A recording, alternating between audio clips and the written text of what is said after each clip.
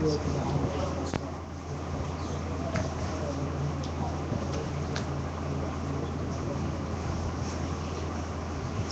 alhamdulillah, insyaAllah kami malam Ma'un yang ke-19 ditutup saja. InsyaAllah akan disampaikan oleh Ustaz Abdul Muiz Muhammad merupakan Ketua Urusan Ulama PAS Kawasan Kelang serta Esko Dewan Pemuda PAS Negeri Selangor. InsyaAllah majlis kita akan berjalan dalam sekarang pukul 10 dalam 40 ke 45 minit. Kemudian ada sesi soal jawab lah kalau soalan nak ditanyakan. Tajuk malam ini strategi dua wajah. Strategi dua wajah. Banyak wajah akan jumpa orang. Bisa.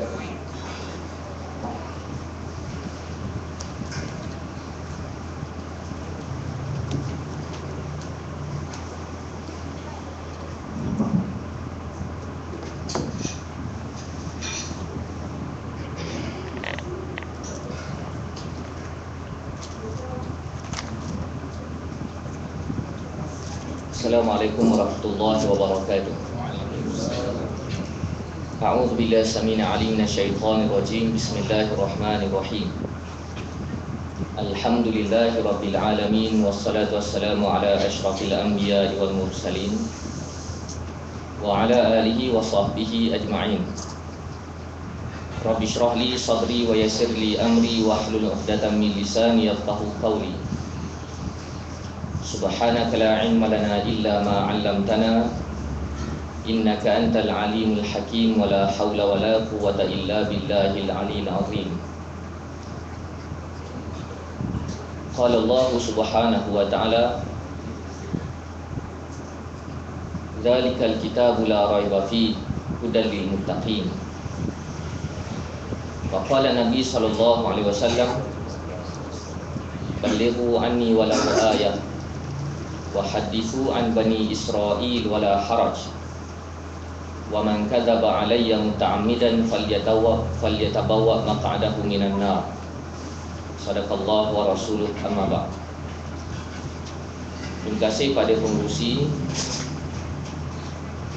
yang dihormati barisan pimpinan Pemuda PAS wilayah, seterusnya pimpinan di peringkat kawasan, pimpinan cawangan, pimpinan unit amal, hadirin hadirat yang dimuliakan Allah Subhanahu wa taala dengan Islam. Pertama sekali, marilah sama-sama kita merafakkan kesyukuran kepada Allah. Mudah-mudahan pertemuan ini bukan sekadar menyatukan hati kita, bahkan terlebih dahulu kita perlu menyatukan pemikiran kita, supaya terhasil daripada kefahaman itu satu kekuatan wahdatul fiqh wa wahdatul amal, kesatuan berfikir dan kesatuan beramal. Apatah lagi, zaman kita sekarang adalah zaman pencemaran pemikiran. Musuh menjajah kita dengan pemikiran. Tidak perlu menunggu serangan melalui senjata. Umat Islam dijajah melalui pemikiran. Bahkan kecelaruan pemikiran itulah yang mencambahkan krisis yang berpanjangan hatta di dalam gerakan Islam itu sendiri. Allah menyediakan kepada kita satu kisah di dalam Al-Quran yang memuji generasi muda seperti kita. Allah menyebutkan berkenaan kejayaan Ashabul Kahfi. Innahum fityatun amanu bi rabbihim wa zidnahum huda. Allah memuji golongan-golongan muda ini kerana golongan muda menjadi antara katalis kepada kejayaan-kejayaan gerakan Islam, para nabi, para rasul terdahulu. Dan antara kekuatan Ashabul Kahfi ini Allah puji dengan ayat warabatna ala qulubihim idh qamu faqalu rabbuna rabbus samawati wal ardh lan nad'uwa min dunihi ilaha laqad qulna idzan syatata. Kalau kita rujuk di dalam tafsir, para ulama mufassirin menghuraikan bagaimana Allah mengikat hati-hati ashabul kahfi, yang terjemahannya warabatna ala qulubihim, dan kami ikat, kami tautkan antara hati-hati mereka. Kita lihat di dalam tafsir, seawal tindakan mereka keluar daripada negara yang zalim, melihat kekufuran melata dan taghut berkuasa, mereka tidak ada upaya, maka mereka keluar daripada negeri yang zalim itu. Bukan sekadar zalim, bahkan sesat, kufur kepada Allah. Mereka keluar dalam keadaan keluar bersendirian, seorang demi seorang. Seperti dalam program kita ni, orang keluar kencing, keluar seorang, tanpa ada perancangan. Tidak ada komplot untuk keluar beramai-ramai, keluar seorang-seorang. Bila keluar seorang-seorang, ditakdirkan mereka menuju ke satu arah yang sama. Allah memberikan ilham kepada mereka supaya menuju ke arah yang sama, walaupun mereka bukan keluar bersama-sama. Ketika mereka letih, orang pertama memilih satu tempat di bawah pokok untuk berehat. Berhenti di bawah pokok untuk berehat, diikuti oleh orang yang kedua, orang yang ketiga, sehinggalah habis. Bila berhenti berehat di bawah pokok, masing-masing senyap, kerana tidak kenal apakah fikrah yang ada, fikrah orang sebelah saya, fikrah apa, sebab apa dia sama-sama berjalan dengan kita semua, tak tahu. Sehinggalah Allah takdirkan orang pertama di kalangan mereka bangun, menyatakan pendirian, sesungguhnya aku keluar ini kerana tidak puas hati dengan kerajaan taghut, lagi kufur, dan aku tak boleh buat apa-apa. Untuk berdebat tak cukup ilmu, untuk bersaing tak cukup pengaruh, untuk berlawan tidak ada kekuatan, maka aku terpaksa keluar. Faktor sebenar kerana aku tak puas hati apa yang ada dalam negara taghut itu. Maka orang yang kedua pun kata, itulah juga faktor kenapa aku keluar. Diikuti oleh orang ketiga, orang keempat, ke seterusnya. Selepas fikrah mereka dapat disatukan, barulah Allah menyebutkan warabatna ala qulubihim, maka Allah satukan hati-hati mereka. Maka di sini kita lihat bahawasanya ukhuwah, kekuatan ukhuwah, kekuatan kesatuan, kita tidak akan boleh capai selagi mana di kalangan kita mempunyai fikrah yang berbeza-beza. Allah meletakkan syarat secara tafsirannya di dalam Al-Quran. Kalau kita mahu mencapai kekuatan ukhuwah, kekuatan kesatuan, maka terlebih dahulu kita kena pastikan ahli kita mempunyai fikrah yang sama. Apabila fikrah yang berbeza-beza, mustahil untuk kita mencapai nikmat ukhuwah. Walaupun selalu kita dengar orang kata, tak apa, fikrah beza-beza tak apa, yang penting ukhuwah, Syekh. Yang penting ukhuwah. Mana mungkin kita boleh berukhuwah dengan orang yang berbeza matlamat, orang yang berbeza agenda, orang yang berbeza kepentingan? Mana boleh kita rasa begitu? Tak tahulah ada sahabat-sahabat yang boleh rasa begitu. Ada rasa ukhuwah dengan UMNO ke? Ada rasa ukhuwah dengan PKR ke? Kita tak tahulah ada perasaan tu. Tapi kalau kita fikir sendiri secara naluri kita sebagai manusia yang normal, kita takkan rasa ukhuwah selagi mana fikrah kita disatukan. Maka format di dalam gerakan Islam, sebagaimana ditunjukkan oleh Ashabul Kahfi, mereka menjalankan liqa' fikri, menjalankan usrah di bawah pokok untuk menyatukan fikrah masing-masing. Begitu jugalah kita menjalankan sunnah yang sama, menyatukan fikrah kita sama-sama masing-masing, walaupun dengan nama liqa' fikri, dengan nama usrah, dengan nama daurah, dengan nama malam Pak Ma'on, macam-macam, tetapi tujuan yang sama kita nak capai, iaitu kesatuan fikrah. Lepas fikrah disatukan, barulah kita dapat bekerja dengan senang. Baik. apabila disebut berkenaan strategi dua wajah, ia bukanlah strategi yang baru. Bahkan strategi yang muncul sejak daripada zaman para nabi, para rasul yang terdahulu. Kita baca di dalam Al-Quran, terdapat pelbagai signal daripada Allah untuk kita berhati-hati dengan golongan yang berstrategi dengan strategi dua wajah.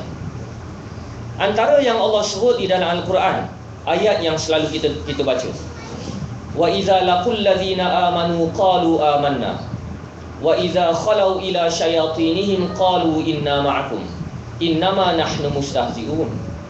Apabila golongan-golongan itu bersama-sama dengan kamu semua, mereka akan berikrar sesungguhnya kami beriman. Tetapi apabila mereka kembali kepada syaitan-syaitan mereka, merujuk kepada pemimpin-pemimpin komplot jahat mereka, maka mereka menyatakan kami bersama kamu wahai syaitan, dan kami bersama-sama dengan orang beriman itu sahaja mahu mengejek dan menghina mereka. Maka itu antara gambaran. Kalau kita lihat bahagian ayat tersebut, ayat yang menceritakan ciri-ciri golongan yang kita sebutkan dengan bahasa Al-Quran, iaitu golongan munafiqun. Golongan munafiqun. Bagaimana nas berinteraksi berkenaan pengkhabaran, cerita ataupun pendedahan tentang golongan-golongan munafik. Golongan munafik secara mudahnya kita boleh bahagikan kepada dua: munafik akidi dan munafik amali. Munafik dari sudut akidahnya, menonjolkan mereka itu Islam tetapi cukup benci dan prejudis terhadap Islam. Adapun amali, boleh jadi mereka masih lagi ada iman, tetapi mereka menjalankan sikap, perangai, strategi yang sebiji dengan golongan-golongan munafikin ataupun menjadi simpatis kepada golongan munafikin. Antara akili dan amali, yang boleh kita nilai adalah dari sudut amali. Dari sudut akidi kita serah kepada Allah Subhanahu wa taala, kerana amali, praktis apa yang mereka lakukan boleh dinilai sebagaimana yang disebutkan oleh Sayyidina Umar Al-Khattab radhiyallahu anhu, nahnu nahkum bil-zawahir wallahu yatawalla bis-sarair. Kita hanya melihat yang zahir. Bila zahirnya khianat, maka kita katakan khianat. Bila zahirnya jahat, maka kita katakan jahat. Golongan munafikin, mereka tidak wujud ketika zaman Makkah. Mereka hanya wujud ketika zaman Madinah, ketika selepas berjayanya hijratul Rasul SAW. Dan cerita berkenaan ayat-ayat munafikin hanya berlega di antara ayat-ayat Madaniyah, ayat-ayat setelah Islam itu menang, ataupun Islam dilihat berpotensi untuk menang. Walaupun terkadang Allah mengkritik akidah mereka, dan ayat akidah selalunya makiyah. Tetapi bila menyebutkan berkenaan golongan munafikin, Allah mengkritik dan mendedahkan kemungkaran akidah mereka. Ayat itu ayat Madinah, menunjukkan Allah ajar kepada kita hati-hati bahawasanya di ambang kemenangan kita akan bertambah musuh. Kita akan bertambah musuh. Begitu juga Allah sebutkan di dalam Al-Quran, ya ayyuhan nabi jahidil kufara wal munafiqin waghluz alaihim. Allah sebutkan, wahai Nabi, lawanlah golongan kufar dan lawanlah golongan munafiqin, dan keraslah dengan mereka. Golongan kufar merujuk kepada musuh luaran, secara posisinya musuh luaran yang terang-terangan berlawan dengan perjuangan Islam. Adapun munafiqin merupakan musuh-musuh dalaman yang bersama-sama dengan jemaah Nabi SAW, tetapi kerjanya hanyalah pandai mensabotaj jemaah Nabi. Dan Allah memberi arahan kepada Nabi dan kita semua, waghluz alaihim, dan keraslah dengan mereka. Bukan sekadar di dalam suratul Baqarah Allah mengulas ayat berkenaan ciri-ciri golongan munafikin. Suratul Nisa pun Allah ada sebut, surah Ali Imran pun Allah ada sebut, suratul Anfal, suratul Taubah, pelbagai surah Allah menyediakan bahagian-bahagian menceritakan berkenaan perangai golongan munafikin. Bahkan Allah memperuntukkan satu surah khusus, surah Al-Munafiqun, surah yang cerita berkenaan munafik. Di sini perlu kita faham nas selalu yang memperincikan Al-Quran adalah pensyarah kepada Al-Quran, iaitu Nabi SAW. Tetapi kalau kita perhatikan cerita detail berkenaan munafik bukan melalui hadis. Kalau kita baca hadis, Nabi banyak mengulas berkenaan akhlak orang munafik, tetapi Nabi tidak banyak mengulas berkenaan strategi golongan munafik. Adapun strategi golongan munafik, Allah sahaja yang ulas di dalam Al-Quran secara direct, secara langsung, membuktikan kepada kita bahawasanya golongan-golongan munafikin bukan berlawan dengan umat Islam, bukan berlawan dengan Muhammad SAW. Bahkan lebih dahsyat, mereka berlawan secara langsung dengan Allah Subhanahu wa ta'ala. Maka sama-sama kita melihat kembali surah Al-Munafiqun. Dan kita sebagai orang PAS perlu meletakkan standard yang tinggi sebagai orang PAS yang cuba untuk beriman dan cuba mempertahankan keimanan. Bila berlaku apa-apa masalah, farudduhu ilallahi war rasul, rujuk Allah dan Rasul, rujuk Quran. Cuma satu muhasabah yang berlaku di kalangan kita, bila berlaku apa-apa isu, apa-apa masalah, masing-masing bukan nak rujuk Quran, tapi nak rujuk pandangan orang-orang tertentu, kajian orang-orang tertentu, banci ataupun survey pihak-pihak tertentu. Quran letak mana tak tahu. Akhirnya jadilah kita orang yang berjuang Islam tetapi tidak berpandukan Al-Quran.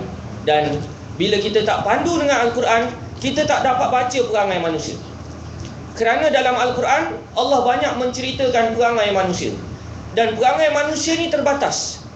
Apa yang Allah sebut dalam Quran, itulah perangai manusia sehinggalah hari kiamat.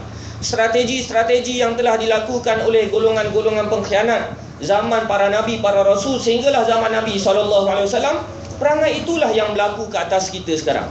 Maka sikap manusia, kepintaran manusia untuk mengkhianat, dia tidak akan boleh pergi jauh. Dia mesti sama dan selari dengan apa yang Allah telah sebut di dalam Al-Quran. Sebab tu kita selama ni kita mengaku orang PAS, bila berlaku apa-apa masalah kita rujuk Quran. Kita rujuk Quran. Ke kita berdasarkan pandangan sekian, berdasarkan survei, menurut idea sekian-sekian, kita berterusan dengan perangai itu, percayalah kita akan bodoh dalam politik. Kita tak habis-habis kena perangkap dan kita tak habis-habis kena naik. Allah terangkan kepada kita melalui surah Al-Munafiqun. Suratul Munafiqun ada pelbagai nama. Ada namanya Suratul Fadih. Suratul Fadih iaitu surah yang membongkarkan komplot dalaman yang dilakukan oleh golongan munafikin. Ada juga namanya Suratul Kashif, surah yang membuka pekung golongan-golongan munafikin. Nama pun surah bongkar, surah yang membongkar rangai golongan-golongan munafikin. Dan kita kena faham, Allah sebutkan golongan munafikin ini jauh lebih jahat daripada orang kafir. Allah sebutkan innal munafiqina fid darkil asfal, fid darkil asfal minan nar. Allah sebut apa? Allah sebut sesungguhnya orang munafik ini tempat kembalinya di dasar neraka, lebih dasar dan lebih dalam daripada golongan-golongan kufur. Kerana apa? Siksaan Allah setimpal dengan kadar pengkhianatan mereka. Orang kafir ataupun orang yang buat jahat dengan kita secara langsung, secara jelasnya kita boleh kenal dia tu jahat. Tapi orang munafik kita tak tahu dia jahat, tapi rupa-rupanya dia buat jahat dengan kita. Maka padanlah Allah menjanjikan kepada mereka supaya masuk ke dalam dasar neraka. Dan pendirian kita dengan golongan munafikin, yang pertama, bila kita dengar cerita berkenaan golongan-golongan ini, kita perlu pastikan kita bukan di kalangan mereka. Itu yang pasti. Kalau ada rangai itu dalam diri kita, kena insaf sendiri-sendiri. Kena insaf dan jangan kita buat rangai itu. Dan kemudian lepas kita pastikan, kita senantiasa pastikan kita bukan di kalangan itu, kita kena pastikan kita lawan golongan munafik. Sebab Allah nyatakan, keraslah dengan mereka, lawanlah dengan mereka. Cuma Ibnu Abbas radhiyallahu anhuma menghuraikan bahawasanya musuh luaran kita lawan sehinggalah menumpahkan darah. Adapun musuh dalaman golongan munafikin, merujuk pada ayat tadi, kita lawan dengan hujah, kita lawan dengan membongkar segala komplot mereka. Kita kena faham itu. Sebab itu baru-baru ni dalam tempoh bulan lepas tak silap, ada satu kejadian yang membongkar usaha-usaha khianat yang berlaku di dalam PAS. Maka kadang-kadang ahli kita terlebih naif. Bukan terlebih baik, terlebih naif. Islam ajar kita supaya jadi baik, tapi Islam tak ajar kita supaya jadi naif. Kadang-kadang orang sebut dia ni baik sangat. Baik sangat tu bagus, tapi naif tu tak bagus. Kita memang dia ajar untuk baik sangat. Kadang-kadang orang kata dia tu ahli syurga. Kita pun nak jadi ahli syurga juga. Tetapi ahli syurga tidak naif. Ahli syurga dia tak bodoh, dia tak mudah-mudah diperkotak-katikkan, dia tak mudah-mudah menyerah diri begitu sahaja. Ahli syurga dia bagus, dia baik, dan pada masa sama dia jelas antara hak dan batil. Kadang-kadang ada orang kata, apa ni? Pergi himpun, hantar memorandum. Kalau kita baca surah Munafiqun, apa yang dibuat oleh para sahabat, tindakan mereka jauh lebih keras daripada apa yang kita lakukan pada hari ini. Allah sebutkan yang pertama, iza ja'akal munafiquna qalu nashhadu innaka la rasulullah wallahu yashhadu innaka la rasuluh wallahu yashhadu innal munafiqina lakadzibun. Allah katakan, apabila datang kepadamu wahai Muhammad sallallahu alaihi wasallam golongan-golongan munafikun itu, mereka sudah pasti berikrar, sudah pasti menyatakan pendirian bahawasanya engkau adalah Rasulullah. Sesungguhnya Allah pun tahu engkau adalah Rasulullah. Pada masa yang sama, Allah pun tahu bahawasanya golongan-golongan itu merupakan golongan-golongan pembohong. Ayat ini turun menceritakan berkenaan perangai Abdullah bin Ubay. Sebelum kita pergi jauh, kita kena faham, Abdullah bin Ubay ini bukan badut di Madinah. Kita belajar waktu sekolah dulu, kita ingat Abdullah bin Ubay ini badut. Bila kita nampak, kita terus tahu dia jahat. Tak. Abdullah bin Ubay ini sebelum datangnya Nabi, dia merupakan calon kepada Presiden Madinah. Dia ada pengikutnya sendiri, dia sangat berpengaruh. Sekali dia cakap, cair orang. Bila orang tengok rupa paras, fizikal dia, gerak-geri dia menyebabkan orang pun terkesima melihat Abdullah bin Ubay. Maka sebelum datangnya Nabi, Abdullah bin Ubay inilah dicanangkan sebagai Perdana Menteri Madinah. Tapi bila datangnya Nabi, tengok-tengok pengaruh Nabi jauh lebih hebat daripada Abdullah bin Ubay. Menyebabkan Abdullah bin Ubay tak selesa dengan kedatangan Nabi. Bila tak selesa, Abdullah bin Ubay dia baca buku strategi mungkin. If you can defeat them, join them. Kalau kamu tak boleh lawan lawan mereka, sertai mereka. Maka Abdullah bin Ubay menyertai jamaah Nabi SAW. Tetapi dia sertai bukan atas motif untuk bersama-sama beriman. Tetapi bagi Abdullah bin Ubay, bersama-sama dengan Nabi dalam tempoh sementara untuk mengaut segala kepentingan-kepentingan yang ada pada Nabi. Dan Abdullah bin Ubay telah melakukan analisis, selepas ini Muhammad akan menang. Jadi untuk dapatkan kepentingan material, sudah pastilah kita kena berbaik dengan Muhammad dulu. Maka seawal-awal Abdullah bin Ubay memeluk Islam, menonjolkan dia ni Islam.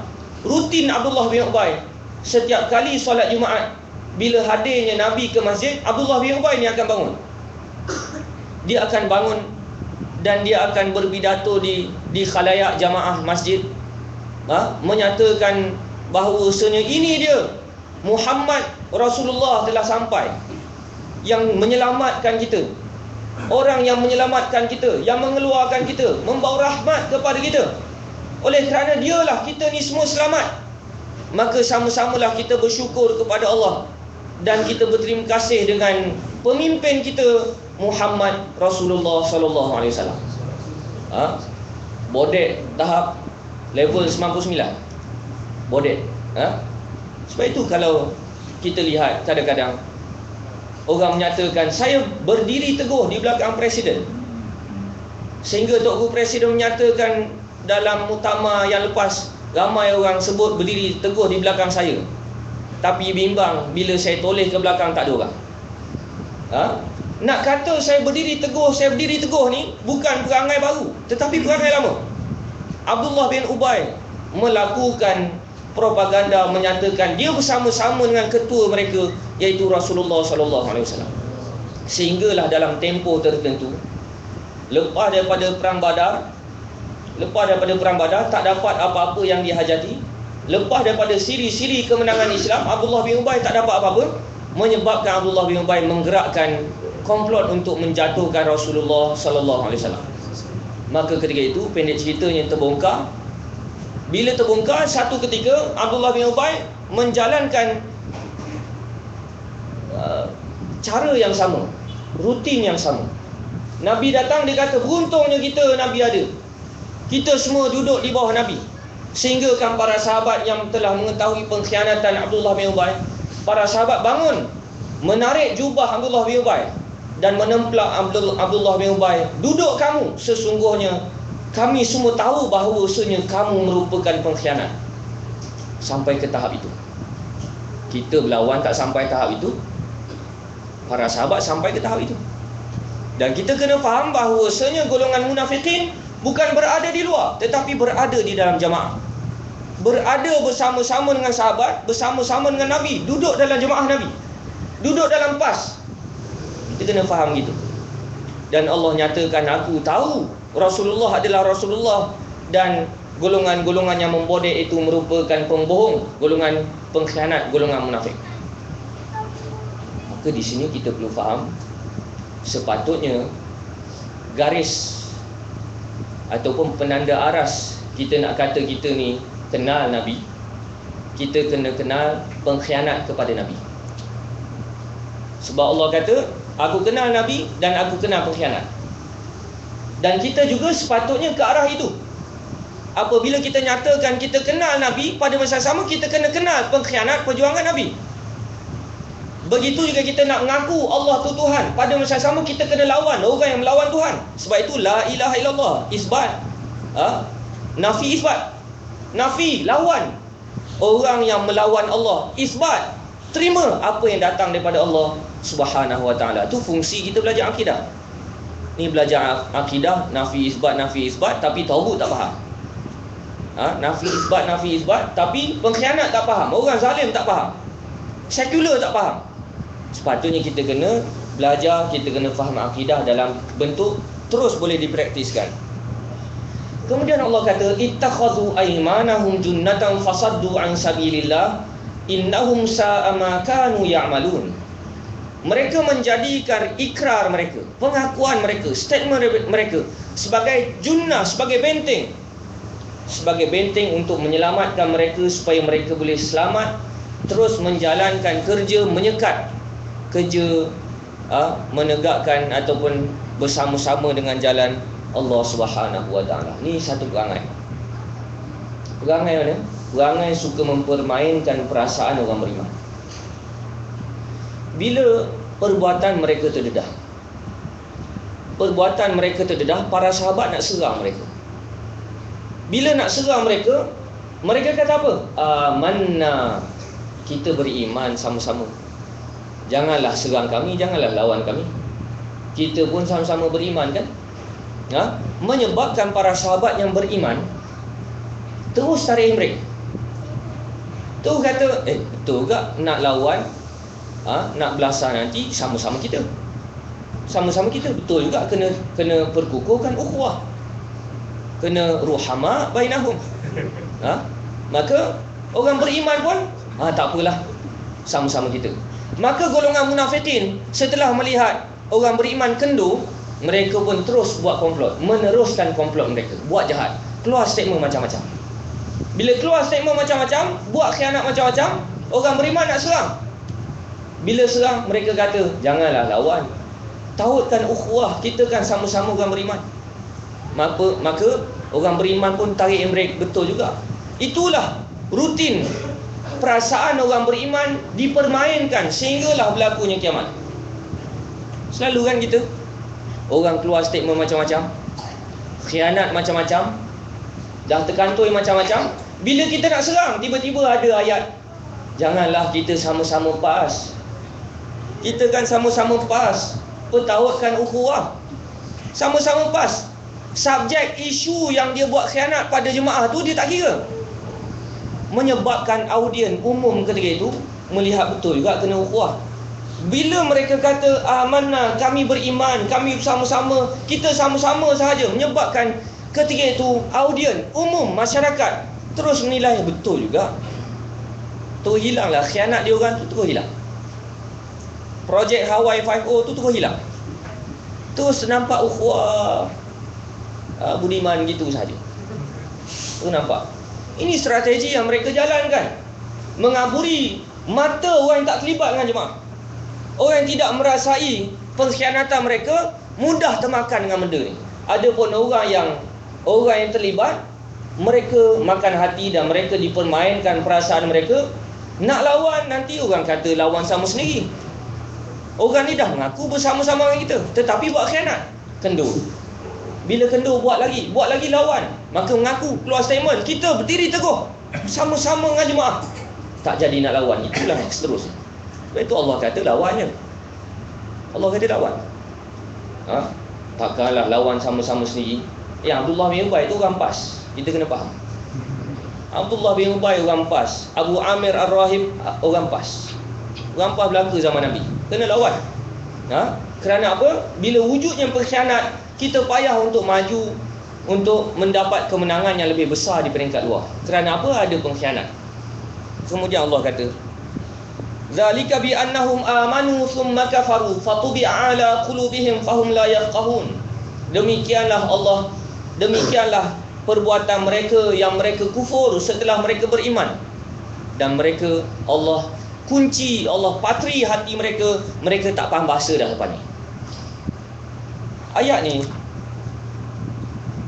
menunjukkan kepada kita orang yang pada asal sama-sama kita, tetapi khianat dengan dasar yang telah dibai'ahkan oleh mereka. Begitu juga dengan ayat kunna nakhudu wa nal'ab. Ayat apa? Awal ayat apa? Wa idza kunna nakhudu wa nal'ab qul abillah wa ayatihi wa rasulihi kuntum tastahzi'un la ta'tadilu qad kafartum ba'da imanikum.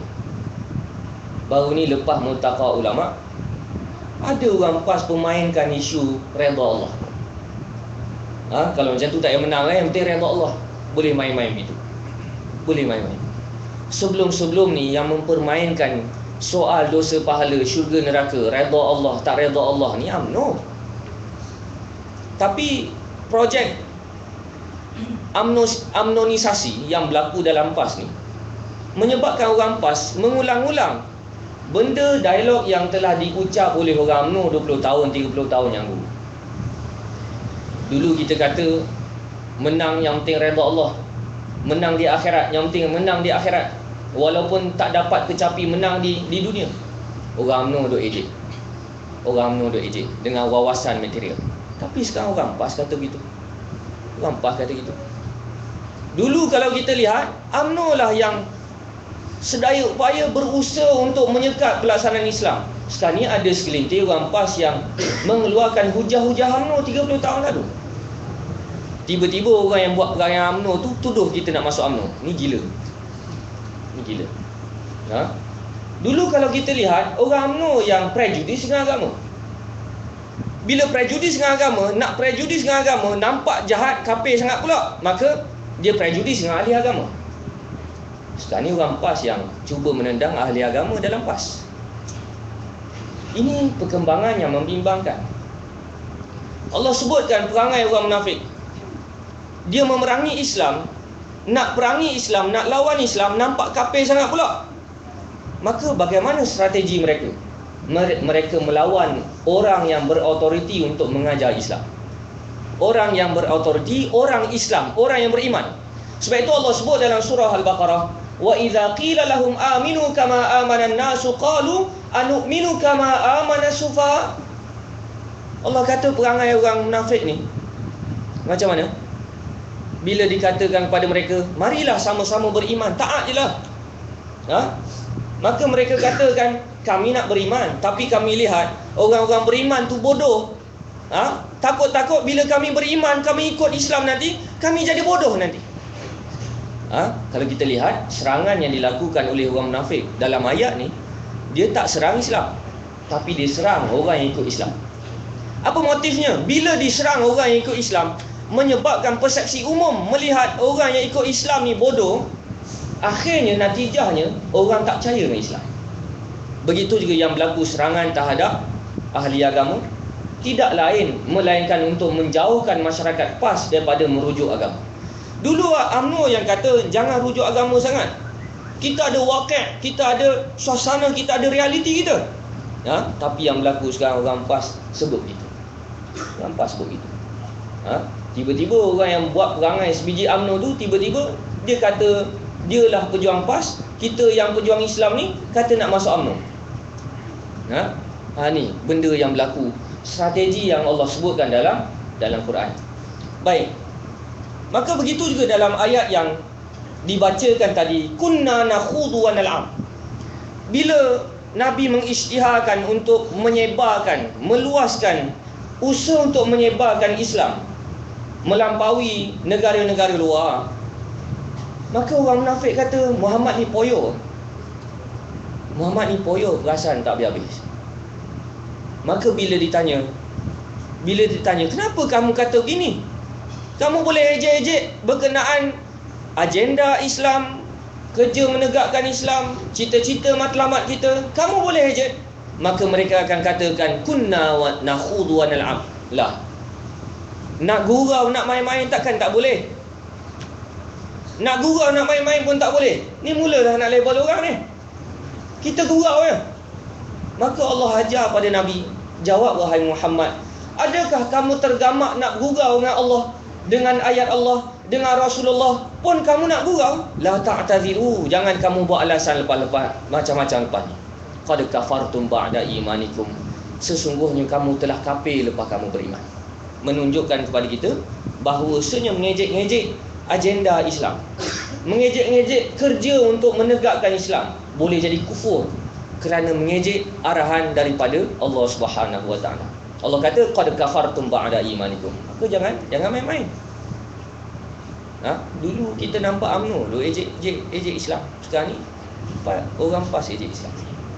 Dan ada pula yang kata UMNO dah tahu hudud ni sebagai senjata untuk pecahkan Pakatan Rakyat, maka sebab itu kita jangan buat hudud. Ni bodoh ke apa? Ni bodoh namanya. Kalau dah tahu hudud ini merupakan senjata UMNO, yang kamu tak setuju dengan hudud apa? Setujulah. Menyebabkan UMNO tercerang. Cuba kalau kamu setuju, sedangkan hudud ni daripada berapa puluh tahun, 20 tahun yang lepas PAS dah gagaskan benda ni, kamu setuju, apa UMNO boleh buat? UMNO akan tercengang. Tapi masalahnya kamu menari dengan gendang UMNO. UMNO mainkan isu hudud supaya kamu lawan hudud yang dibawa oleh PAS. Kamu pun lawan. Siapa UMNO sekarang ni? Ini bodoh namanya. Kan ramai orang bodoh. Bodoh dia ringan lagi. Kalau kata macam-macam. Lepas tu ada orang kata kenal, ni mula label orang. Dah tahi takkan nak kata cekodok. Saya nampak tahi, takkan nak kata cekodok ke coklat ke aiskrim. Dah tahi lah. Saya nampak awak ni tahi, maka saya terpaksa kata awak ni tahi. Ni benda bodoh.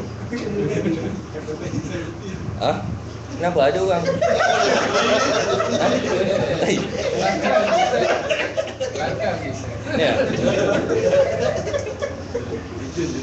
Kenapa dia kerja? Itu boleh PM kita. Wa idza ra'aitahum tu'jibuka ajsamuhum wa in yaqulu tasma' liqawlihim ka'annahum khushubun musannadah yahsabuna kulla sayhatin 'alaihim humul adu fahdharhum qatalahumullah anna yufakun. Saya kira kalau nak habiskan surah ni panjang. Tapi sabarlah, mungkin panjang. Pengerusi tadi kata tadi 40 minit. Terus 40 minit macam mana? Ha? cuti. Cuti. Lepas Allah kata, kamu wahai Muhammad sallallahu alaihi wasallam, kalaulah kamu melihat golongan-golongan itu, sudah pasti kamu akan terkesima. Dan apabila kamu mendengar apa yang mereka ucapkan, sudah pasti kamu cair. Ini menunjukkan kepada kita ingatan daripada Allah bahawasanya puak-puak pengkhianat selalunya mereka sangat berkarisma. Sangat berkarisma. Memang Allah kurnia kelebihan mereka begitu.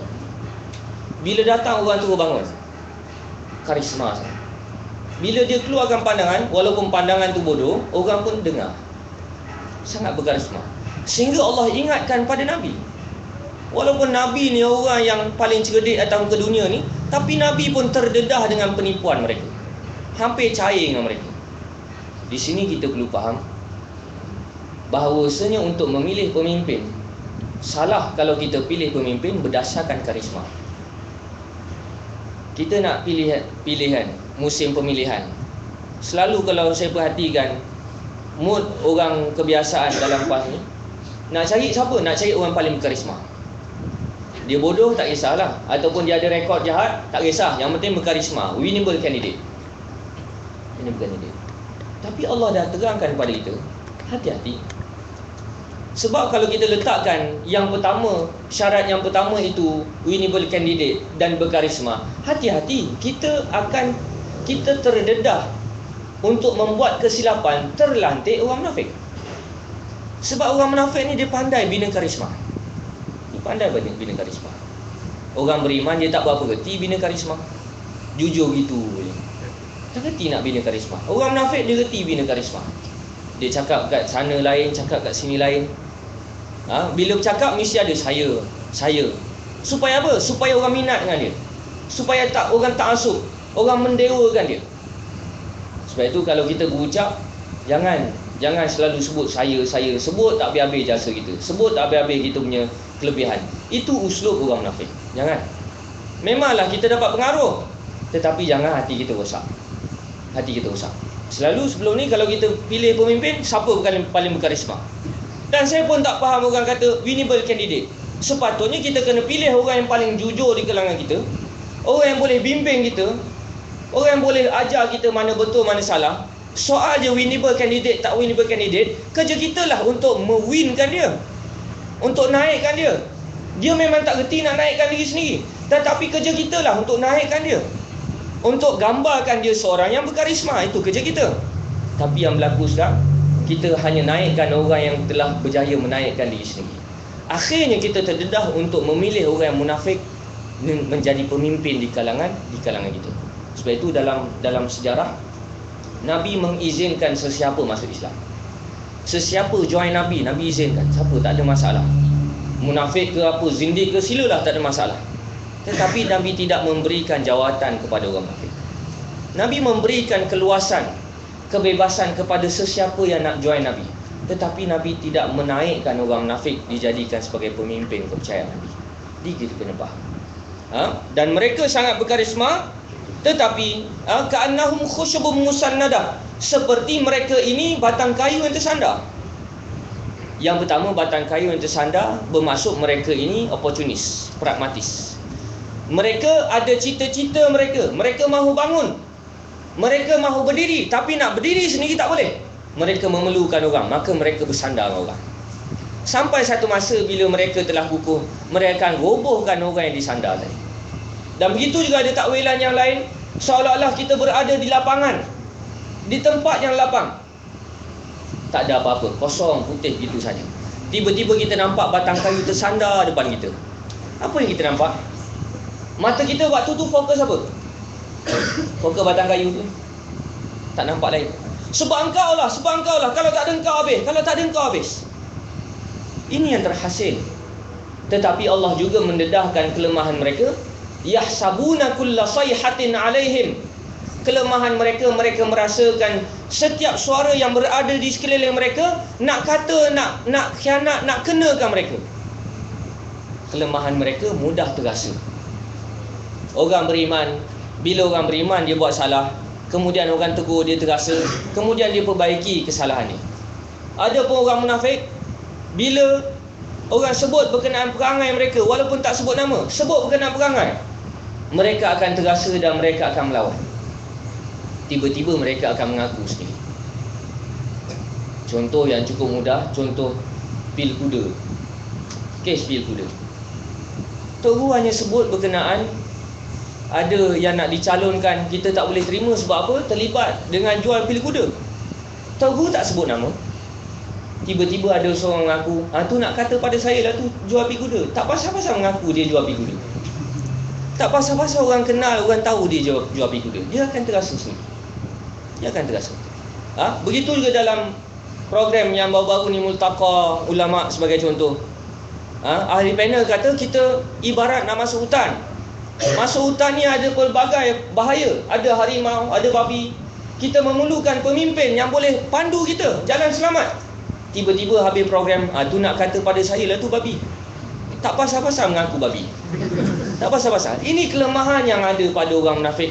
Allah campakkan mental mereka yang cukup rendah, psikologi mereka terancam apabila orang cukup sebut berkenaan perangai perbuatan mereka. Sebab tu orang munafik tak payah sebut nama. Sebab perangai mereka sudah cukup terseksa. Adapun kepala dia, tak apa sebut nama sebagaimana Abdullah bin Ubay. Yang lain-lain sebut perangai. Sebut perangai dia akan terasa sendiri. Sebab itulah hasil daripada ayat ini kita faham kenapa wujudnya stigma labeling. Kenapa orang kata tu mula nak label orang, Sebab apa? Yahsabuna kulla sayhatin alaihim. Walaupun kita tak sebut nama, tiba-tiba kata tu mula nak label saya tu. Tak pasal-pasal mengaku. Sebiji dengan apa yang Allah sebut dalam Quran. Sebab itu kalau kita berpolitik dengan cara Al-Quran, kita akan bijak politik. Tapi kalau kita tak baca Al-Quran, habis dah. Kita tak habis-habis kena tipu. Lepas tu orang yang sama hentam kononnya ustaz-ustaz muda. Yang peliknya ada orang tu kata dia hentam ustaz-ustaz muda. Dia kata dia hentam ustaz-ustaz muda, tetapi yang dia nak jatuhkan ustaz tua, terus jadi. Dia nak hentam orang tua, tapi dia nak mangsakan ustaz-ustaz muda. Di sini kita lihat siapa yang menimbulkan prejudis antara ulama dan profesional. Sedangkan ustaz-ustaz tak ada pun sebut profesional, tak ada sebut. Tiba-tiba dia yang sebut. Dan kita kena faham, dalam gerakan Islam kita tak ada pertembungan ulama profesional, tak ada. Tak ada ulama profesional bertembung, tak ada. Ramai di kalangan kita profesional sini, tapi ada bertembung, tak bertembung. Tapi yang bertembung adalah orang beriman dengan orang munafik. Yang join pasma tidak sedikit orang mengaji agama, ustaz join pasma. Nak kata profesional dengan ulama, tak juga. Bertembung antara orang beriman dan orang munafik. Kita kena faham, kita kena jelas supaya jangan kita terpengaruh dengan propaganda mereka. Bila wujud prejudis antara profesional dan ustaz dengan ulama, akhirnya menyebabkan terdapat segelintir besar orang PAS yang mula prejudis terhadap agama, akhirnya berjuang tak rujuk agama. Sebab apa? Orang yang bawa agama tu jahat, ustaz. Kita baca dalam sejarah kejatuhan Aceh, Snak Hangronji, tokoh orientalis, ejen Belanda yang disusuk masuk ke dalam kerajaan Islam Aceh. Antara projek awal Snak Hangronji adalah memisahkan antara dua golongan ulama dan golongan ulu balang, iaitu golongan profesional. Ulu balang, bukan ulu balang untuk jaga tu, ulu balang, iaitu orang yang mahir dalam ilmu dunia. Selama ini Belanda gagal untuk menjatuhkan Islam di Aceh. Lepas antara modus operandinya dipisahkan antara ulama dan profesional di Aceh. Selepas itulah baru kerajaan Islam Aceh jatuh. Modus operandi yang sama dijalankan di dalam PAS. Jadi ini kita kena faham. Sebab tu kalau kita ni latar belakang agama, kita kena puji profesional. Kita ni profesional, kena puji orang yang berlatar belakang agama supaya orang lihat keharmonian di situ. Jangan kita temakan dengan tema-tema mereka, kata ulama profesional ni bertemu antara munafik dan orang beriman. Munafik dan orang beriman. Munafik haraki ke munafik betul? Munafik betul, bukan munafik haraki. Munafik betul. Sebab apa? Munafik lah. Sebab yang wujud zaman Nabi pun munafik yang khianat jemaah Nabi. Dan munafik dia tak duduk seorang-seorang, dia ada gerakannya. Dan memang sifat munafiknya dia ada gerakan. Allah sebutkan, bongkarkan kelemahan mereka, mereka mudah terasa. Humul adu fahzarhum. Mereka adalah musuh, maka waspada dengan mereka. Hazar. Kita belajar dalam rukun bai'ah. Antara rukun bai'ah thiqah, percaya. Thiqah bukan sekadar percaya sama sendiri. Yang pertama, percaya dengan Allah dan Rasul, percaya dengan masa depan Islam, percaya dengan solusi penyelesaian cara Islam. Kemudian barulah percaya sama sendiri. Default secara asas yang kena percaya sama sendiri. Tetapi kalau kita dapati sesama sendiri keluarkan kenyataan pelik-pelik, buat perangai yang mencurigakan, terbongkar komplot yang mencurigakan, ketika itu bodoh kita thiqah. Tetapi di sana ada peruntukan hazar, fahzarhum, hati-hati, waspada. Kita masuk dalam tamrin selalunya pengisian sir wa hazar, rahsia dan hati-hati ni. Selalu kita duk bayangkan sir dan hazar ni SB, sir dan hazar ni UMNO. Sedangkan musuh luaran tak payah hazar dah. Sebab apa? Kita dah hawa-hawa tak percaya dengan dia. Hazar ni, waspada ni apa maksud waspada? Waspada ni mula-mula aku percaya dengan kau, tapi bila lepas kau buat tahi, aku tak boleh percaya dengan kau. Tu waspada tu. Tahi ayat. Ya. Ni kena tanya, apa latar belakang saksi? Baik dia asal orang jemaah kita. Bila asal orang jemaah kita tiba-tiba tak setuju dengan pelaksanaan Islam. Pelik. Orang PAS tak setuju pelaksanaan Islam. Pelik tak? Pelik. Bukan sekadar begitu. Allah nyatakan pelik orang Islam tak setuju dengan Islam. Pelik. Allah turunkan ayat, alam tara illal ladzina yaz'umuna annahum amanu bima unzila ilaika wa ma unzila min qablik yuriduna an yatahakamu ila taghut. Allah kata macam mana? Cerita latar belakang ayat ni macam mana? Allah turunkan bila berlaku krisis antara orang Islam Madinah dan orang Yahudi. Bila nak cari jalan penyelesaian, orang Yahudi kata, kami nak cari jalan penyelesaian dengan melantik orang tengah, namanya Ka'ab bin Al-Ashraf, tokoh kami, pendeta kami, pengamal undang-undang kami.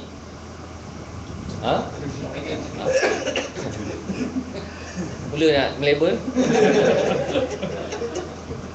Saya dapat berita dalam tahun lepas lebih kurang 786 tu yang kata, dia kata ada apa, ketua ulama Kelang kata dia peguam neraka. Tak pasal-pasal. Rasa ulama Kelang, siapa lagi saya lah, kita tak pernah cakap. Ni perangai suka buat fitnah, lepas tu timbulkan persepsi yang negatif. Baik. Bila dah orang Yahudi memilih Ka'ab bin Al-Ashraf, orang Islam Madinah tak sempat kata kami memilih Muhammad. Tak sempat. Lepas kata Ka'ab bin Al-Ashraf, orang munafik terus diri bangun. Kami setuju Ka'ab bin Al-Ashraf. Kalau pilih Muhammad jadi lain pula nanti. Allah nyatakan, tak perasan ke wahai Rasul, Tak nampak ke wahai Rasul, wahai Muhammad sallallahu alaihi wasallam, di kalangan mereka yang mendakwa beriman tetapi lebih terliur dengan taghut. Dia kata dia orang PAS tapi lebih terliur dengan orang lain, lebih daripada presiden sendiri. Tak ke pelik? Pelik. Pelik orang Islam tapi benci dengan Islam. Pelik orang Islam tak percaya dengan Islam. Pelik orang PAS tapi benci dengan presiden sendiri. Pelik. Pelik. Maka itulah yang disebutkan sebagai makhluk yang mempunyai pelbagai wajah. Wajahnya mereka letakkan keahlian mereka bersama dengan kita, tetapi kesetiaan walak mereka bersama dengan orang lain. Maka Allah sebut fahzarhum, hati-hati. Hati-hati ini bersama jemaah. Sesama jemaah. Kadang-kadang orang kata siqah lah Syekh, siqah. Dah kau buat macam-macam, kau khianat macam-macam, nak siqah apanya? Kena hazar. Fahzarhum qatalahumullah, Allah memerangi mereka. Kemudian Allah sambung ayat, wa idza qila lahum ta'alu yastaghfir lakum Rasulullah lawaw ru'usahum wa ra'aitahum yasudduna wa hum mustakbirun. Dalam program kebelakangan ni, program-program perbincangan dan analisis menggambarkan bahawasanya PAS tak dapat sambutan. Betul tak? PAS tak dapat sambutan. Modus operandi untuk meruntuhkan moral, motivasi orang-orang beriman dengan menyebarkan persepsi-persepsi yang negatif bukan benda yang baru, tapi benda yang telah lama dilakukan oleh golongan munafikin zaman Nabi. Apabila mereka mengugut segala kepentingan dan kehendak-kehendak mereka tidak dilayan, maka mereka mengugut untuk tidak bersama dengan Rasulullah, dan pada saat sama mereka mengugut kalau kami tak bersama dengan Rasulullah, habislah Islam bukan. Mereka cuba mempengaruhi motivasi moral orang beriman. Para sahabat mula terpengaruh. Kenapa dibuat kajian orang mula muak dengan PAS? Kenapa orang tak buat kajian orang mula muak dengan PKR dan JP? Kenapa tak dibuat kajian gitu? Kalaulah kita terlibat di lapangan masyarakat di Selangor, kebanyakan orang awam yang tak ada kepentingan politik, mereka muak dengan PKR, muak dengan politiking Pakatan Rakyat, terutamanya bermula daripada Kajamu. Mereka muak.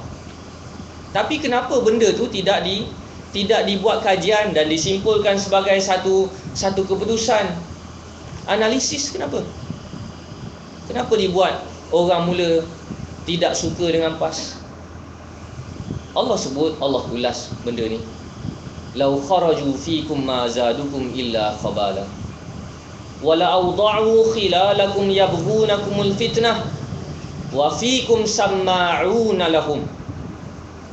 Allah kata lebih kurang beginilah. Nak rasa terancam buat apa? Dia orang duk ancam kamu, kalau dia orang keluar, mereka keluar, habislah kamu. Kamu nak terkesan buat apa? Sedangkan keberadaan mereka bersama-sama dengan kamu hanya untuk mencampakkan fitnah, mencampakkan krisis, merosakkan jemaah. Keberadaan mereka bersama-sama dengan kamu hanya membawa mudarat, membawa kerosakan di dalam jemaah. Tapi mereka mengugut kamu dengan ugutan, habislah lepas ni, habislah lepas ni. Tapi masalahnya, kelemahan kamu bagaimana? Walakin samma'una lahum. Tapi masalahnya, kamu suka sangat dengan cakap mereka. Suka sangat dengan cakap mereka.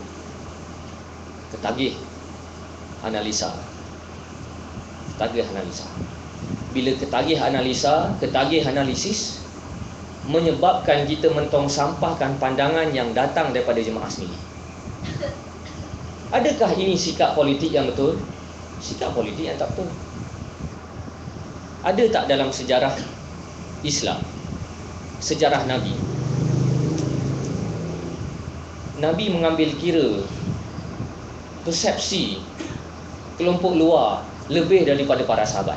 Ada tak? Ada. Para sahabat cadang gini, orang kafir cadang gini. Nabi ambil pandangan orang kafir, ada?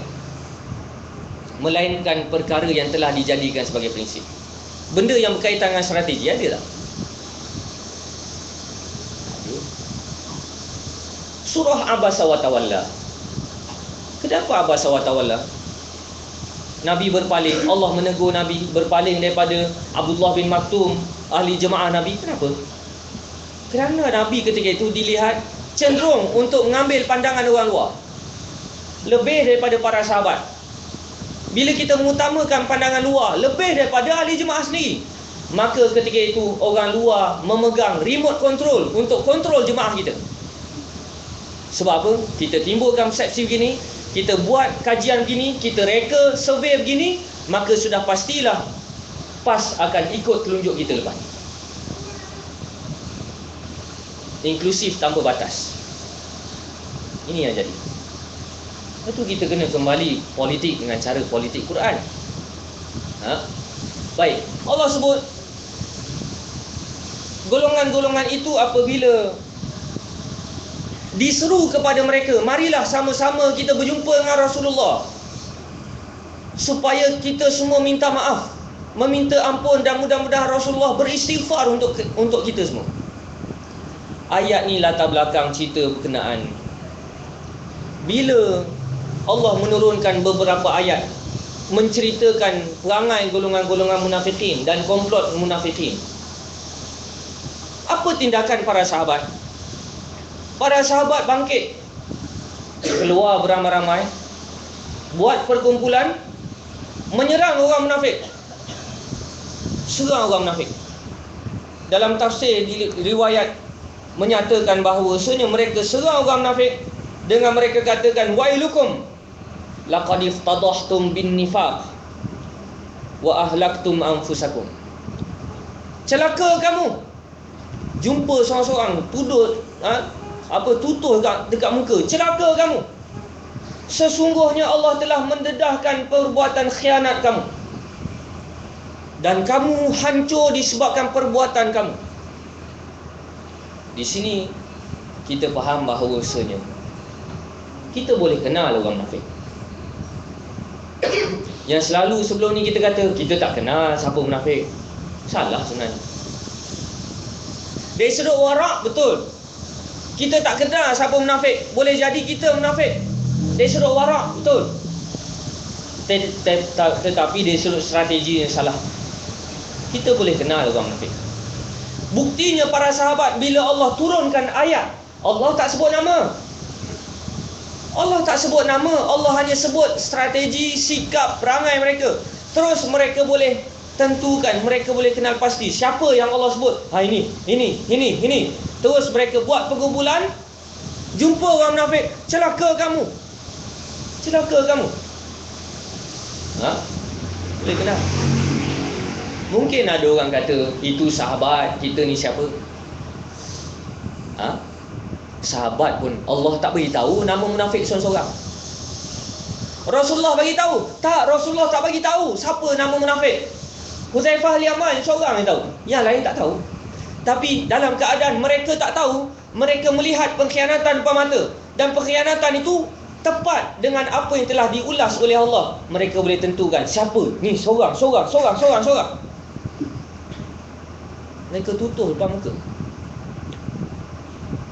Tu ada orang kata, ni bukan budaya kita. Hantar memorandum depan pejabat agung, dedahkan WhatsApp, buat SD dan macam-macam. Kita kata kalau ikut sahabat, kita pergi rumah dah. Kalau ikut sahabat, ini kira dah habis budiman lah ni. Ikut saluran, hantar report, SD lagi, buat penerangan. Dah habis bagus lah tu. Kalau ikut cara sahabat, pergi select seorang-seorang. Ni ada dalam Quran.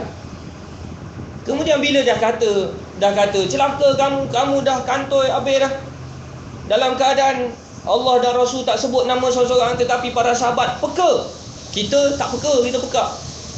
Orang dah buat macam-macam, takkanlah orang kita takkanlah gitu. Kita baik, bagus, tapi kita ingat orang lain pun baik macam kita pun masalah juga. Kita tak ada hadar. Bila kata takkanlah, takkanlah, takkan habis kena pukul tak katik, kena main. Bila dikatakan begitu, maka mereka, tindakan mereka lawau ru'usahum, mereka geleng-geleng kepala, buat tak tahu, buat dono, tak ada respon apa-apa. Dah kantoi Hawaii Five-O, buat tak ada respon. Bukan sekadar tak ada respon, dia buat provokasi lain, dia timbulkan isu-isu lain. Ini memang perangainya. Lawau ru'usahum wa ra'aitahum yasudduna wa hum mustakbirun. Dan kamu dapati mereka konsisten dengan kerja mereka, menyekat kamu supaya memberi komitmen tetap berada di landasan jalan Allah Subhanahu wa taala. Sebab tu yang masing-masing buat tak tahu, buat dono itu. Kemudian Allah kata sawaun alaihim astaghfarta lahum am lam tastaghfir lahum la yaghfirallahu lahum. Bila anak-anak buah ni anak-anak buah ni dia buat tak tahu, buat dono je, maka para sahabat pun terus serang Abdullah bin Ubay. Satu-satunya orang yang telah diiktiraf munafik. Yang lain tu sekadar sifatnya saja. Serang Abdullah bin Ubay, celaka kamu, Allah dah dedahkan perbuatan kamu, sebiji perangai. Maka Abdullah bin Ubay pun buat tak tahu.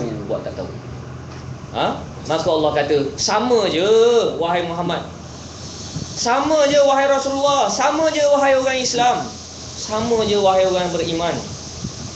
Sama ada Rasulullah beristighfar untuk mereka ataupun tidak beristighfar untuk mereka, Allah tidak akan ampunkan dosa-dosa mereka. Sebab apa? Mereka tak mengaku salah. Sedangkan lesen utama untuk kita diampunkan dosa, kita kena mengaku salah. Dia orang tak mengaku salah. Tak mengaku salah. Dan Allah respon itu membuktikan bahawasanya mereka memang lawan Allah secara direct. Bila orang beriman buat tindakan, mereka respon hamba begitu saja, Allah terangkan, bermaksud memang betul-betul mereka lawan Allah. Allah respon secara direct. Kemudian Allah kata, humul ladzina yaquluna la tunfiqu ala man 'inda rasulillahi hatta yanfaddu walillahi khazainus samawati wal ard walakinnal munafiqina la yafqahun. Allah kata, mereka itulah yang berkata, jangan beria sangatlah dengan PAS, jangan beria sangat kamu infak ke jalan infak, kamu beri kepada sesiapa yang bersama dengan Rasulullah, kamu tolong Rasulullah, kamu tolong orang yang bersama dengan Rasulullah. Jangan beria sangatlah, jangan beria sangat. Sekat orang beriman untuk memberi komitmen terhadap jemaah gerakan yang memperjuangkan Islam. Bukan sekadar sekat, buat benda lain lagi. Buat pasmah. Pasmah ada tak Allah ulas dalam Quran?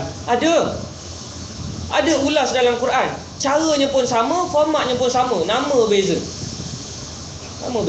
Dan kita kena faham, Fir'aun dah mati, tapi perangai macam Fir'aun ada lagi.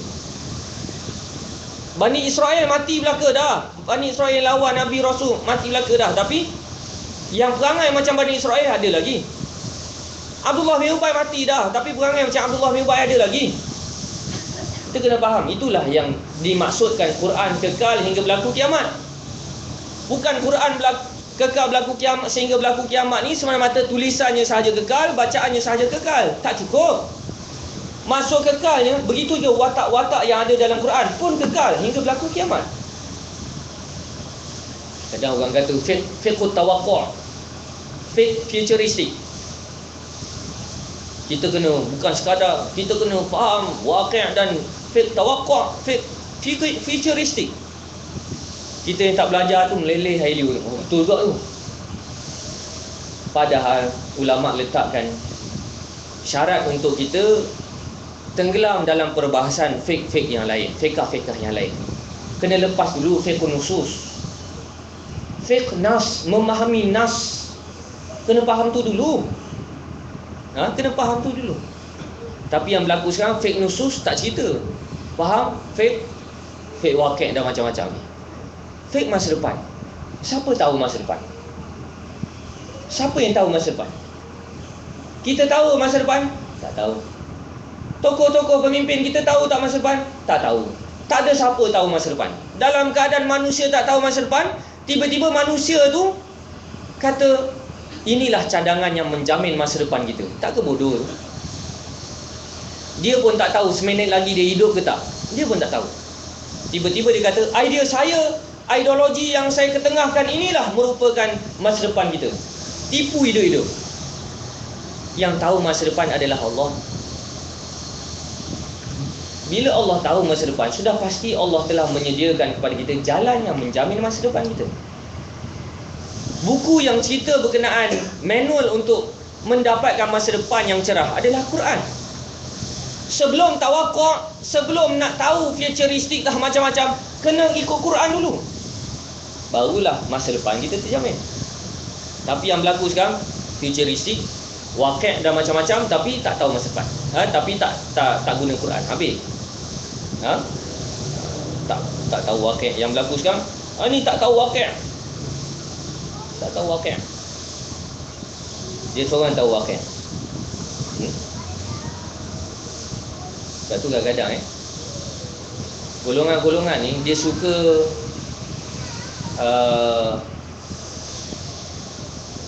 memukau audien dengan menggunakan istilah-istilah yang bombastik. Fiqh tawakkuknya, qasidnya, daruriyatul khamsah, apa lagi? Fiqhul ma'alat dan macam-macam. Macam mana kita nak berhadapan dengan orang ini? Mudah je. Angkat tangan, tanya istilah satu-satu. Tanya definisi satu-satu. Saya tak faham lah, fiqh tawakkuk tu apa? Apa dia punya kriteria dia, kerangka dia? Dia datang daripada mana? Fiqh ma'alat, fiqh ma'alat tu apa? Saya tak tahu. Habiskan masa dia buat definisi.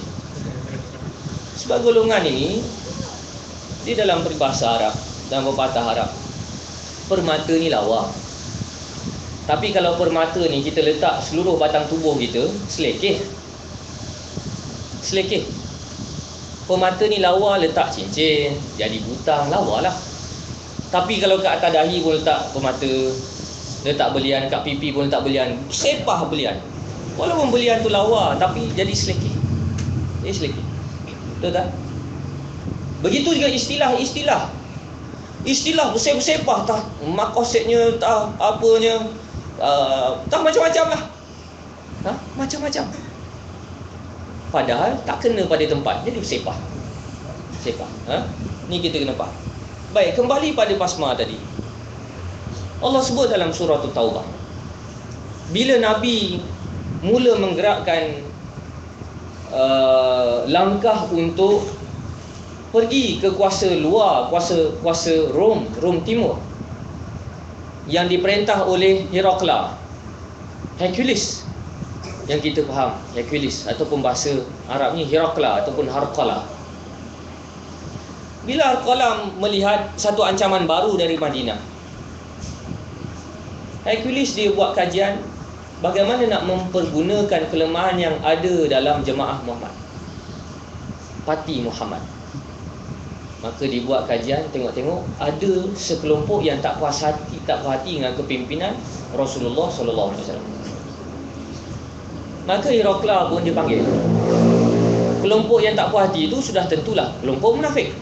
Dia panggil Abdullah bin Ubay untuk pergi berbincang, buat retreat, bagaimana menangani pengaruh Rasulullah SAW. Abdullah bin Ubay dia pandai. Kalau dia pergi, kalau apa-apa kantoi, dia yang kena. Begitu juga fitnah tuduh Ummul Mukminin Aisyah berselingkuh dengan Sayyidina Safwan. Bukan Abdullah bin Ubay yang kena, padahal think tanknya Abdullah bin Ubay. Abdullah bin Ubay tak pergi. Dia hantar wakil dia, Abu Amir Ar-Rahib la'natullahi alaih. Abu Amir pergi buat retreat, buat SWOT analisis dengan Herakla. Apa ancaman, apa dah macam-macam. Pendek ceritanya, Herakla bagi dana yang banyak pada Abu Amir.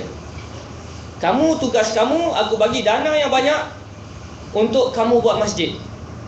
Kerana ketika itu, kalau nak kumpul pengaruh, kena ada masjid. Kamu kena buat masjid. Nak buat masjid tak ada duit apa semua, nak buat program apa semua, tak ada masalah. Ni, aku bagi dana.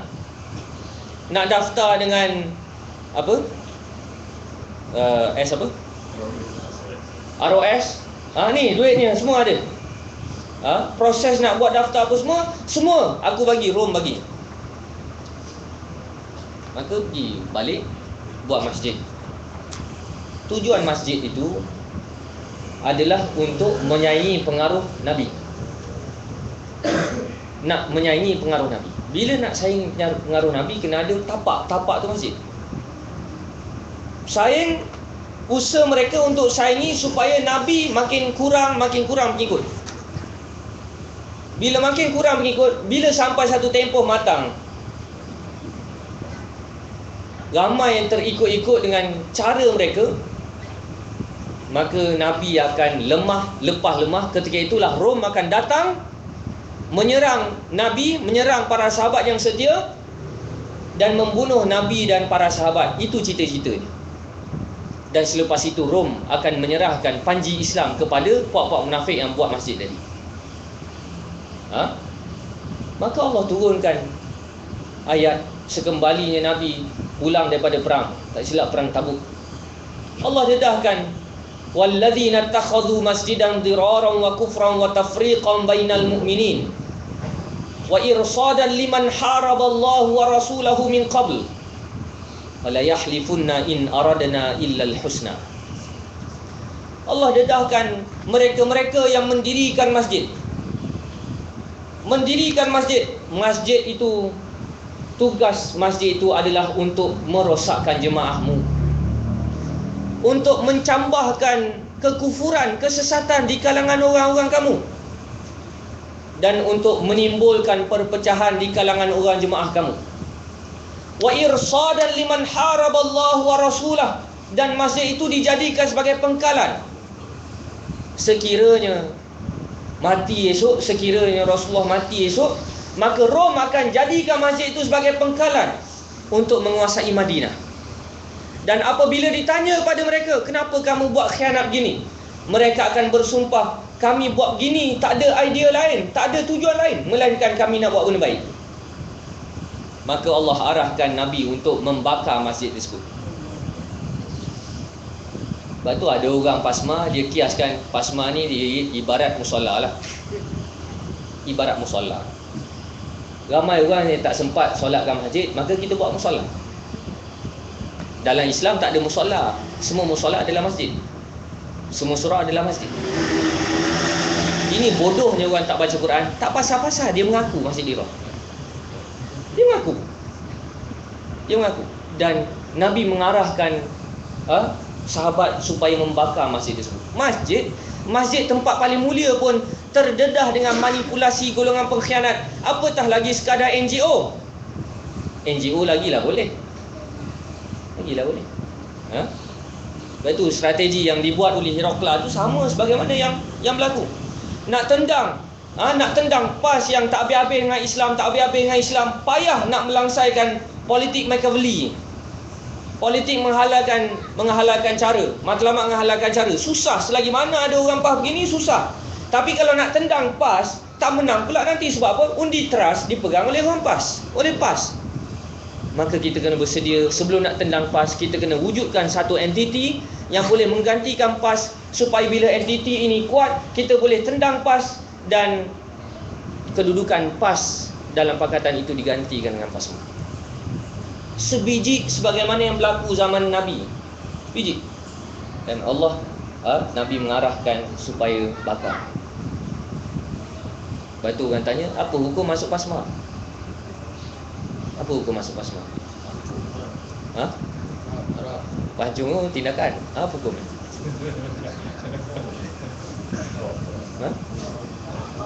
Haram.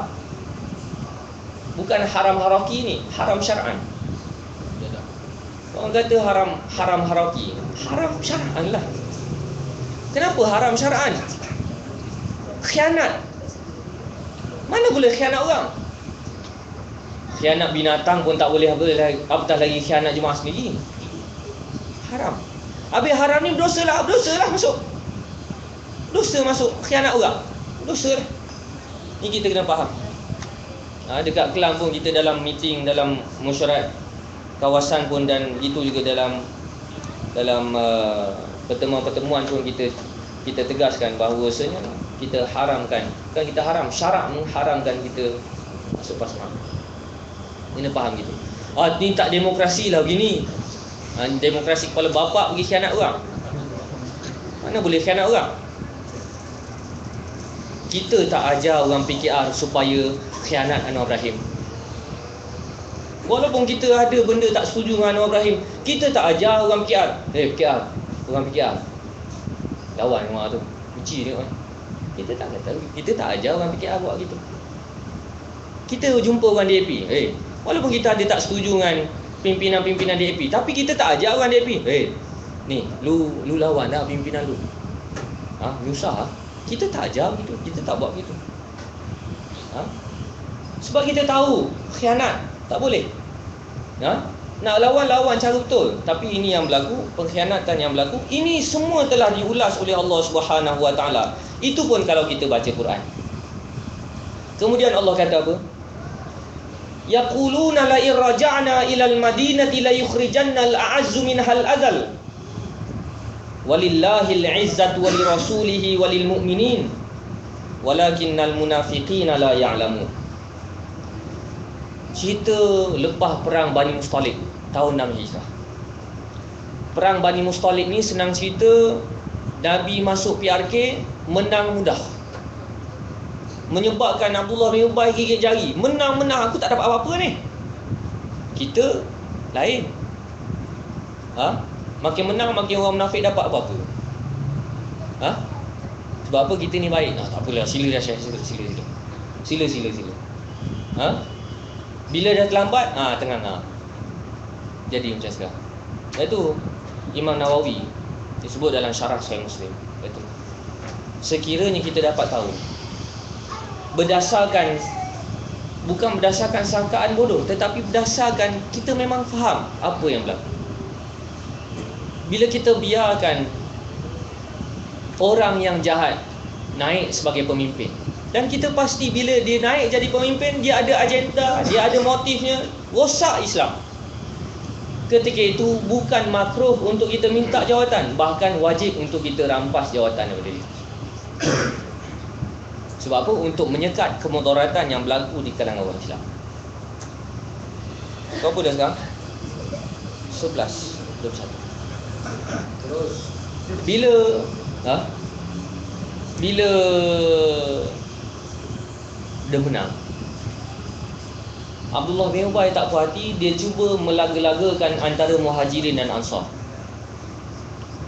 Macam nak laga-lagakan ulama' dan profesional, laga-lagakan, gaduh. Bila gaduh, Nabi datang, Nabi kata, kenapa kamu semua mahu kembali ke zaman jahiliah, sedangkan aku ni ada lagi?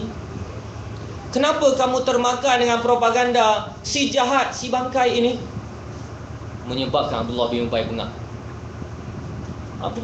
bengang. Dia buat satu plan untuk menyingkirkan Nabi dari Madinah.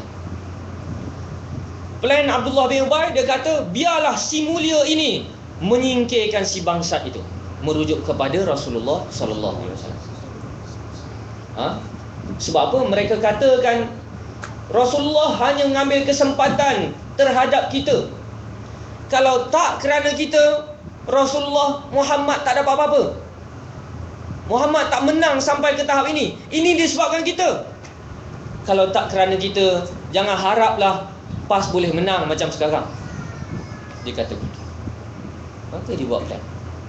Bila buat plan, kantoi Hawai Fairu. Bila kantoi, yang sign SD-nya namanya Zaid bin Arqam. Sign SD. Dia ngadu pada Nabi, wahai Rasulullah, ada orang yang nak buat komplot, nak halau kamu daripada Madinah. Nak halau. Dia anggap bahawasanya kamu datang ni nak ambil kesempatannya, nak senang.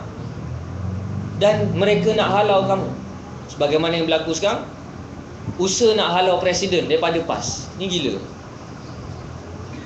Maka Nabi pun tanya. Kebetulan Abdullah bin Ubay lalu. Abdullah bin Ubay kata, tak, ni fitnah, mana ada? Aku tak buat plan gitu. Lebih kurang, aku tak buat. Musuh saya UMNO je. Musuh saya UMNO je. I'm out. I'm out ini nanti. Maka bila dah kata begitu, Allah turunkan ayat ni. Kantoi terus. Bila Abdullah bin Ubay kata Zaid bin Arqam ni bohong, buat SD bohong, fitnah, Allah turunkan ayat yaquluna la irja'na. Dialah wahai Muhammad, dialah ni. Dialah yang buat plan, yang kata nak keluarkan orang yang bangsat. Aku seorang yang mulia ini nak keluarkan orang yang hina bangsat, merujuk pada Rasulullah. Di sini kita lihat sejarah si anak melawan ayah yang khianat. Abdullah bin Ubay pulang daripada perang Bani Mustalik. Kalau nak kata Abdullah bin Ubay ni lama Abdullah bin Ubay. Nabi datang Madinah, Islam terus. Lama. Orang lama. Tapi ada tak timbul dalam sirah Nabi, sahabat nak lawan Abdullah bin Ubay yang lama tu, tiba sahabat lain kata, kau setahun jagung kan? Tak ada. Bahkan anak Abdullah bin Ubay tu isytihar nak pancung bapak dia sendiri. Anak Abdullah bin Ubay namanya Abdullah bin Ubay. Pulang daripada Bani Mustalik, tunggu dekat depan pintu kota Madinah. Sebab apa? Aku nak bunuh bapak aku sendiri. Dan kalau aku suruh orang lain bunuh kan, nanti aku berdendam pula. Baik aku bunuh, puas hati. Contoh iman tak dapat diwarisi. Selalu iman tak dapat diwarisi, kita duk faham ayah baik, anak jahat. Ni contoh sejarah ni, bapak dia jahat gila, anak baik. Bila tunggu nekat nak bunuh bapak dia, maka Abdullah bin Ubay sampai, anak dia tanya, ayah, betulkah ayah ada projek nak singkirkan presiden kita? Nak singkirkan Rasulullah? Dalam konteks kenegaraan, singkirkan presiden lah. Apa? Tanya, betul ke? Yelah, apa masalah? Ayah betul-betul ni, kalau ayah tak tarik, ayah jadi mayat ni. Ayah mati, masuk dalam keadaan mayat. Tapi kalau ayah nak hidup lagi, ayah kena tarik, buat statement yang kata ayah hina Rasulullah mulia. Dah beria sangat keluar statement kata ayah ni mulia daripada Rasulullah. Ayah kata Rasulullah ni tak ada apa-apa. Ayah kena tarik balik. Kalau aku tak tarik balik, ayah mati. Okey, aku tarik balik. Aku hina Muhammad mulia. Selamat begitu saja. Ni perangai munafikin yang menyebabkan kita rasa sakit hati. Kita dengar cerita pun kita sakit hati. Dan Allah kata walillahil izzatu walirrasulihi walil mu'minin. Mereka tak sedar bahawasanya kemenangan, kemuliaan itu adalah milik Allah, yang Allah akan berikan kepada Rasul. Allah akan berikan kepada orang beriman yang bersama-sama dengan Rasul. Mereka anggap menang disebabkan mereka. Dia orang ingat menang sebab mereka. Lepas tu kata, kalau tak kerana kami, tak jadi apa. Kan orang kata, kalau tak ada sebagaimana yang kami sekarang ni, PAS akan kembali menjadi parti kampung. Jadi parti kampung. Kena dengan ayat walakin samma'una lahum tadi, dan kena dengan ayat ni. Dia orang duk kata bahawasanya sebab mereka lah Islam menang. Walakinnal munafiqina la ya'lamun. Tapi orang munafik takkan tahu benda tu. Takkan tahu. Allah di akhir-akhir ayat Allah simpulkan la yafqahun la ya'lamun, la yafqahun la ya'lamun. Maksudnya apa? Tak ada harapan. Bila tak ada harapan ni, kena lawan. Dah tak ada harapan, kena lawan. Dan kemudian ayat Allah ceritakan, Allah berikan pesanan kepada kita supaya untuk lawan.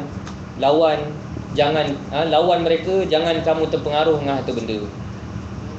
Jangan kamu terpengaruh dengan harta benda. Kalau kamu terpengaruh dengan harta benda, kemudian kamu tidak melahirkan pelapis. Allah sebut, wala auladukum an zikrillah. Kamu tak lahirkan pelapis, kamu tak jaga anak beranak kamu, tak lahirkan pelapis, habis guna ranah nanti.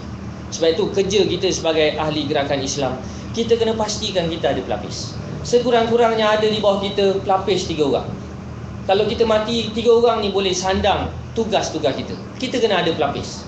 Teringat dulu bila jumpa Tok Guru Presiden, tanya, Tok Guru Presiden datang Mesir, Tok Guru, apa pesanan pada saya? Pesanan pada saya, ana ada ingat. Tok Guru nak pesan apa? Tok Guru nak pesan, kamu kena berjuang, tak kena berjuang, semangat. Ingatkan pesan gitu. Tapi Tok Guru Presiden dia pesan 2 perkataan je, cari pelapis. Tu je, cari pelapis, 2 perkataan. Mula-mula kita dengar jadi frust, benda je pelapis, tak best. Sekurang-kurangnya tu sebut entah adalah harapan ataupun berjuanglah hingga ke gerbang jaya. Sekurang-kurangnya begitu. Tapi cerita berkenaan cari pelapis. Tapi bila kalau kita tengok kelompongan ruang vacuum yang ada dalam jemaah sekarang, kelemahan kita adalah kerana kita tidak fokus untuk melahirkan pelapis. Akhirnya musuh mudah-mudah orang yang banyak muka ni mudah-mudah menyusup masuk dalam jemaah. Sebab apa? Kita tidak melahirkan, tidak menyediakan pelapis. Jadi itu beberapa pendedahan yang Allah sebut berkenaan strategi 2 wajah yang menzahirkan mereka bersama-sama dengan kita tetapi khianat dengan Islam dan gerakannya. Dan mudah-mudahan kita terdidik dan diilmukan dengan strategi-strategi yang ada dalam Quran. Jadi rasa sekadar itu saja. Mungkin ada soalan, yang ada dialog. Ada. Sila. Allah.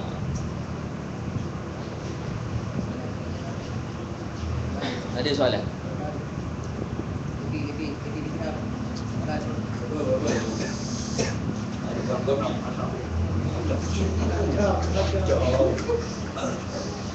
Ada soalan tidak?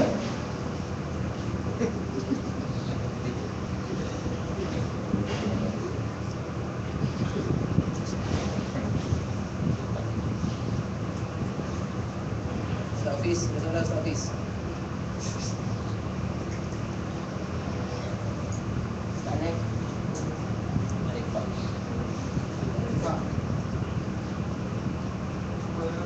Amal harapan Ciwangsa.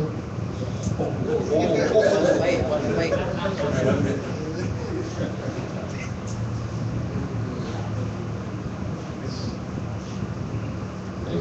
Tak ada. Jadi rasa tak ada. Faham lah ke dah? Cuma nak kempen buku, untuk jual buku. Buku khilaf. Buku ni Anas sendiri yang tulis. Siap tahun 2009. Lama dah siap. Cerita berkenaan kaedah-kaedah berinteraksi dengan perbezaan pandangan, terutamanya aliran-aliran mazhab dalam Islam. Motif Ana tulis buku ni sebab melihat musuh-musuh akan senantiasa menggunakan isu-isu cabang untuk melaga-lagakan dan melarikan fokus umat Islam, untuk berlawan, untuk fokus dengan musuh yang sebenar. Dan buku ni dapat kata aluan daripada Tok Guru Presiden dan diperiksa oleh Tok Guru Presiden dan pernah berbahas secara sinopsis dengan Tok Guru Presiden untuk buku ni. Dan segala nas, segala petikan-petikan, pandangan-pandangan para ulama fuqaha yang ada dalam buku ni semuanya telah disediakan dengan nota hujung. Dan untuk hasilkan buku ni, rujukan yang saya kira sebanyak 175 buah buku untuk hasilkan buku yang setebal lebih kurang 300 muka. Dekat kedai RM25, tapi jual RM20. Jual kat sini RM20, murah kan? Dan begitu juga ada yang kata yang berlaku dalam PAS sekarang ni khilaf, beza pandangan, ikhtilaf. Kalau kita nak uruskan khilaf, walaupun lau sallamna lah, kalau kita terima yang berlaku sekarang khilaf, tapi yang apa yang anda faham, yang berlaku sekarang khianat, bukan khilaf. Walaupun khilaf sekalipun, cara nak menyelesaikan khilaf dari sudut organisasi, kena kembali taat pada ketua. Sebagaimana yang berlaku ketika zaman Sayyidina Osman. Sayyidina Osman keluar balik daripada perang, singgah ke satu tempat untuk menunaikan solat. Tiba-tiba tunaikan solat, Sayyidina Osman kata kita buat tamam, sedangkan waktu tu musafir. Jom kita buat tamam. Para sahabat yang lain tak puas hati, kenapa buat tamam sedangkan kita musafir, letih-letih? Kan ada rusah, kena ada buatlah rusah, buatlah qasar. Kenapa tamam pula? Kenapa kena 4 rakaat? Tak buat 2-2. Maka didebatkan. Bila didebatkan, Sayyidina Osman dia kata, dia tak kata apa-apa. Dia terus angkat takbir. Allahu Akbar, angkat takbir. Bila angkat takbir, salah seorang yang berdebat dengan Sayyidina Osman tadi, Sayyidina Ibnu Mas'ud, alim sahabah, kibar min kibari sahabah, antara sahabat besar Nabi.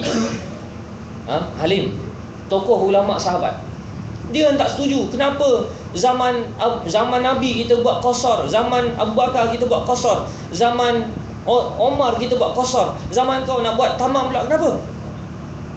Bila Sayyidina Osman angkat takbir Allahu Akbar, terus Sayyidina Ibnu Mas'ud angkat takbir. Dia antara orang yang awal angkat takbir Allahu Akbar. Habis daripada solat, orang tanya pada Ibnu Mas'ud, kenapa engkau yang beria sangat tak setuju dengan Sayyidina Osman? Engkau yang awal yang angkat takbir bersama dengan dia, ikut dia. Maka Sayyidina Ibnu Mas'ud dia kata, al-khilafu syar, perbezaan pandangan itu keji. Bermaksud apa? Dalam keadaan ketua telah mengeluarkan keputusan, kita ada keputusan lain, al-khilafu syar, khilaf keji. Tapi yang berlaku sekarang, tak apa khilaf. Macam mana nak selesaikan khilaf? Jangan ikut ketua. Ni bengong. Jangan ikut ketua. Macam mana nak selesaikan khilaf? Jangan ikut presiden. Habis ikut siapa? Ikut Pakatan Rakyat. Itu bukan nak selesai khilaf, itu nak khianat namanya. Jadi itu antara kisah yang dimuatkan dalam buku ni.